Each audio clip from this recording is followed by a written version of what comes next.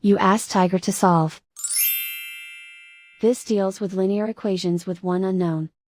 The final result is a equals -15/2. Let's solve it step by step. Group all a terms on the left side of the equation. Add 3a to both sides. Group like terms. Simplify the arithmetic. Group like terms. Simplify the arithmetic.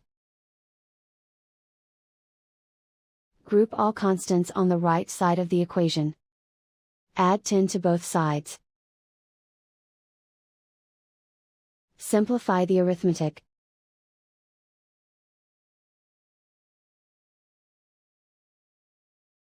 Isolate the a. Divide both sides by -4. Cancel out the negatives. Simplify the fraction. Move the negative sign from the denominator to the numerator.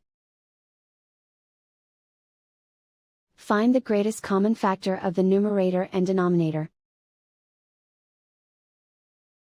Factor out and cancel the greatest common factor. And so the final result is a equals -15/2.